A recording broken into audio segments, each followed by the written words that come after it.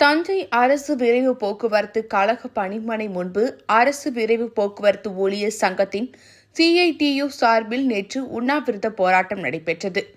இதற்கு மாவட்ட துணை செயலாளர் செங்குட்டுவன் தலைமை தாங்கினார். பணிமனை செயலாளர்கள் ராஜா, பழனிவேல் ஆகியோர் முன்னிலை வகித்தனர். உண்ணாவிரதத்தை CITU மாவட்ட துணைத் தலைவர் கோவிந்தராஜு தொடங்கி வைத்தார். மாநில செயலாளர் ஜெயபால் கோரிக்கைகளை விளக்கி பேசினார்.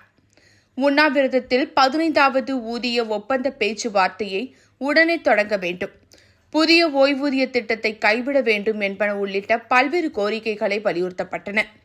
இதில் மாவட்ட துணை செயலாளர் அன்பு, டாஸ்மாக் ஊழியர் சங்க மாவட்ட செயலாளர் வீரையன், ஆட்டோ சங்க மாநகர செயலாளர் ராஜா, நிர்வாகிகள் கோதண்டபாணி, காணிக்கைராஜ், குருசாமி, வெங்கடேசன், ஞானசேகரன் உள்பட பலர் கலந்து கொண்டனர். சம்மேளன துணைத் தலைவர் கண்ணன் நிறைவுரையாற்றினார். முடிவில் பொருளாளர் முருகேசன் நன்றி கூறினார்.